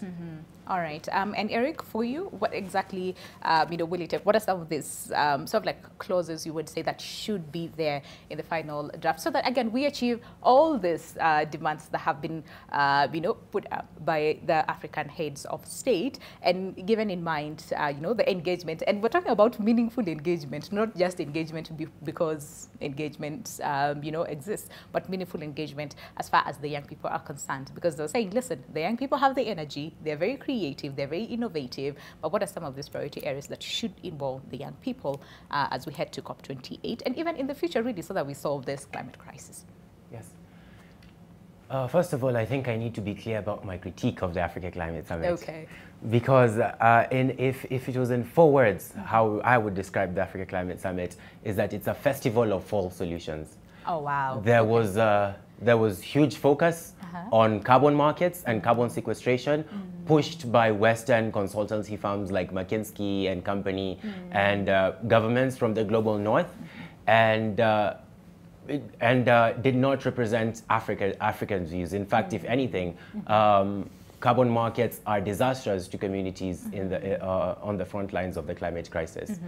And I think the Africa Climate Summit had one job: to prioritize a phase out of all fossil fuels, while it's calling for massive investment in publicly led and community led renewable energy, so that renewable energy is offered to communities, especially the 600 million Africans without access to electricity, is provided to them as a common good and not a commodity. And I think that from the African Climate Summit, it was a disappointment to just see the phase down of coal. And I think it is a priority that we focus on phasing out all fossil fuels. And that is why I call on governments everywhere, including in African countries, to endorse a fossil fuel non-proliferation treaty that puts us on track to phasing out all fossil fuels, while it's just and equitably moving towards a renewable energy powered future. And I think in terms of what needs to be done now after the Africa Climate Summit, I think it's the focus on phasing out of fossil fuels, calling for publicly led renewable energy, but also calling for non-debt creating climate finance. Because a lot of the finance that has been given to global south countries in the name of climate finance for adaptation and mitigation has been in debt creating forms. And that is why I believe that climate justice is also debt justice. And climate finance needs to be given to global south countries in form of grants. And I also think that we need more support for a separate loss and damage finance facility to support communities on the front lines of the climate crisis who have lost their lives and livelihoods as a result of floods, droughts, cyclones and whatnot. Having realized that the Africa Climate Summit was compromised by Western influence, and that is why from the get-go we realized that it doesn't center African people's voices at its heart, and that is why I gave it a 0. I wasn't critiquing it from the point of the organizing it alone, but it lacked African agency. Over 60% of the side events were organized by Western affiliated community-led organizations. And that is why from the get-go, after we realized that it doesn't have Africans' interests at heart, civil society organized an alternative parallel summit that the African People's Assembly that ran parallel to the African Climate Summit to center people's demands, and some of the outcomes from the People's Declaration was calling out 4 solutions, the greenwashing like carbon markets and whatnot, which had the center stage at the African Climate Summit, and calling for a phase out of all fossil fuels, just and equitable transition to publicly led and community-led renewable energy. And that is what Africa needs right now to meet its energy demand for the 600 million Africans who don't have access to electricity, but also to spur development on the African continent. I mean, I hear you. And again, from the People's Declaration, there was also, I mean, food sovereignty as well, because this is one of the conversations that really lacked from the Africa Climate Summit. And they were saying, if people are hungry, it doesn't matter how many of them you invite to the summit. They'll not come because they're hungry. They do not have the energy and the means to attend the summit. But at the same time, there's also this whole conversation about, but that it's the global north who have the money. We have the resources, right? As a continent, from having one of the biggest, carbon sinking, right, to the fact that we have, natural and resources and minerals as well. So one person was saying, how about we have a stance as a continent and saying, you want this from us, how about you put in more investment? And that's why the president was saying, let's move away from global north versus the global south conversation in blame game, and let's see how investments can be put together, because there's something that the global north definitely needs from us. So I wonder, is it time that we set a stand and say, and set ultimatums and say, listen, if this is not done, then you're not going to have access, on anything. I want to begin with you, Jennifer. So, I'm Afrocentric. I try to calm down when I'm talking about children, but the fact that Africa holds majority of resources. It's sad to say that the global north has the money. We have the gold, we have the diamonds. We'll have bankrolled this whole conference. But just one country, not even all countries. Just go to Uganda and tell them, can you give us your gold to just us, and we'll bankroll it. But I think, and that's why I work with children, after realizing this, it's the way our mindset thinks that we have to always borrow from the West for us to do something, okay? And the day we as Africans believe that we have what it takes to solve our own problems, we don't have to get strategies from the West. We have enough brains. Look at these young people here. Yes. Yeah? We have amazing brains. We can sit down and strategize and say, this is how we want this conference to be held. I would say our children's conference, it was child-led. We didn't have adults. In fact, at some point, we just sat outside and started taking tea. We just let the kids. And they ran it so well. Very smoothly, yeah. They ran it so well without our interference, okay?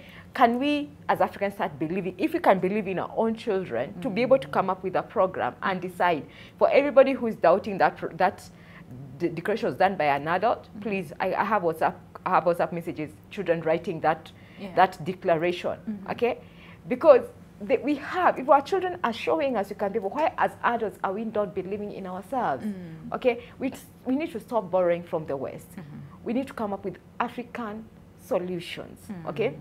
One of the things that I feel didn't come out very strong in the declaration is the illicit financial flows.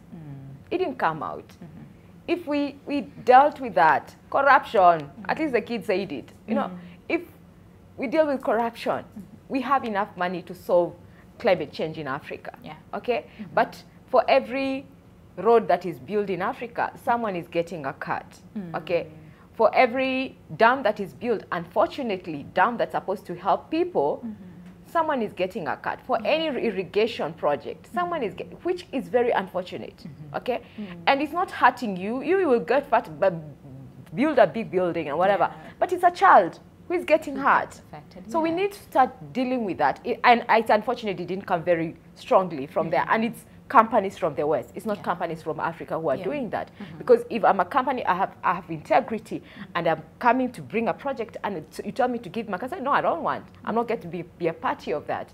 So we need to start dealing with some which are very African problems that needs to be dealt with Africa to be able to solve this climate issue. And again, let me repeat, climate crisis is a child right crisis.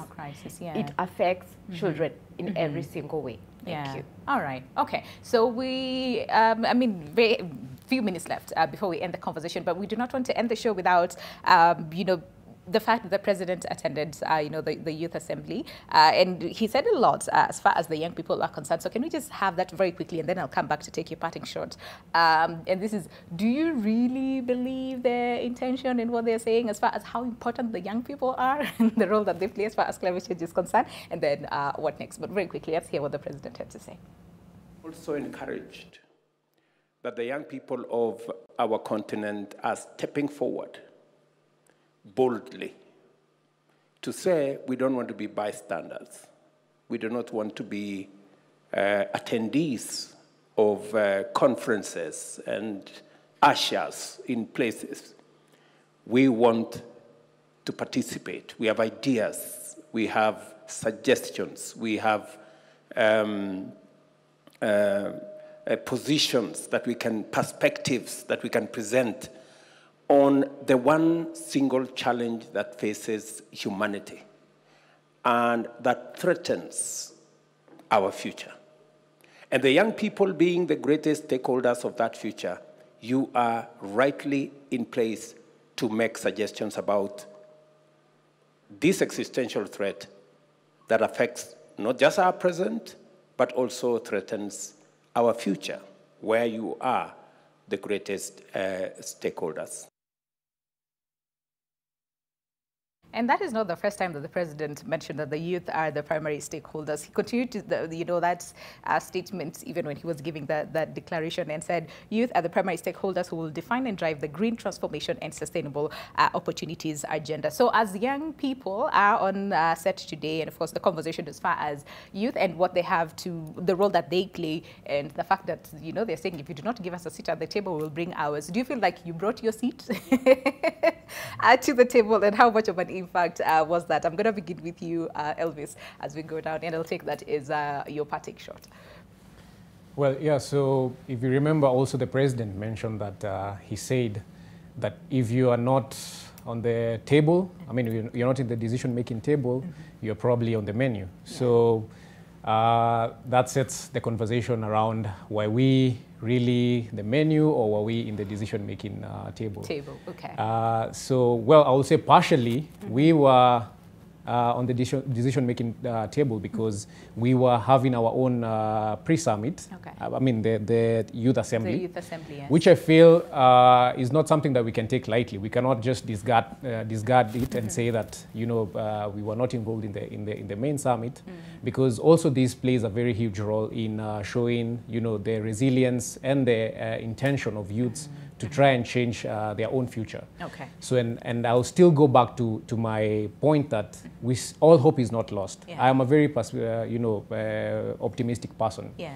And I feel like there's still chance to correct the wrongs that we've already done. Okay. So we agree, yes, we did not always, our expectations were not met, but we still have time to correct those mistakes. Okay. So as young people, I still feel like we should continue pushing forward, because we are the future is, our future is what is at stake. Okay. So we shouldn't give up. As much as we are being, you know, kept outside, they had a closed door meeting, the presidents. During the summit, we were only given a few minutes to present our declaration, and even after that, going through the final declaration by the heads of states, we didn't see like some of the key points being highlighted in their own declaration. Yes. So, but that is not the end. So we'll still be pushing for our voices to be heard. We keep pushing, and we keep bringing our own seats in the tables. Okay, very quickly, Cheryl, because now Elvis has eaten into your minutes. So I'm going to give you 30 seconds each as far as bringing your own seat and how much impact that had as far as the summit and the declarations as well. Very quickly, because we literally need to end the show. One of the things I'll say is that we need to see more action put into the words, because we have been to so many conferences, so many COPs, and every single time we're talking, it's really exhausting to even sit and listen. One of the things we need to do is sit down and do the actions, and I'm quite proud of the ICA team, that's the the Youth Climate Assembly, because this is a vision that's been in process for over a year. Many people might not have known that, but this was a vision that came, even during the time of Stockholm Plus 50 when we were in Stockholm, Sweden, and they had a vision. They sat down, they planned on it, and they put it into an action. Now, I believe that if the youths and if the young people can do that, so can the older generation. Absolutely. I hear you. All right, Jennifer, very quickly, as far as children also bringing their seats and their tables. So, I'm the seat maker, so I just make the seats for the children and tell them, go sit there. Yeah. So, so for me is don't give promises that you cannot keep. And I'm quoting a child. A child yesterday during our session, our side event told us, if you tell me something and you don't keep it, I'm going to hold your leg and hold you accountable. So we need accountability. There's so many promises that are being given to children. And I'll be very honest, children are tired of the promises. They keep on asking, so what, was it done? Was it done? So I think we stop giving promises and we start acting. Thank you. Okay. Yeah. All right. And very quickly, 25 seconds now, as far as bringing your own table. So we live in a system that prioritizes profit over people and the planet, and anything that challenges profit is not listened to. And having realized that the Africa Climate Summit doesn't challenge the status quo, the so-called business as usual, we took power into our own hands, took it to the streets, organized the African People's March, organized the African People's Assembly to ensure that Africa's voices, African people's voices are at the heart of these discussions. And that, I think, was really powerful. Was a win, yes. Okay, I see that. Thank you so much, really. In the interest of time, we have to say goodbye, but thank you so much for your contribution this morning. Eric Njuguna, Climate Justice Organizer, Fridays for Future, Cheryl Mboya, Youth Climate Champion, UNICEF Kenya, Jennifer Kaberi, CEO and founder, Mtoto News. She said she makes the seats. And Elvis Layed, who's the Diaspora Engagement Lead, Africa Youth Climate Assembly. Thank you so much to all of you, really, for coming by this morning. My name is Winnie Lubembe. Have yourselves a lovely day ahead and a lovely weekend, and do not go too far because the morning fix is coming up right now, so enjoy the good music and the conversations as well. But for now, it's goodbye from us here at AM Live.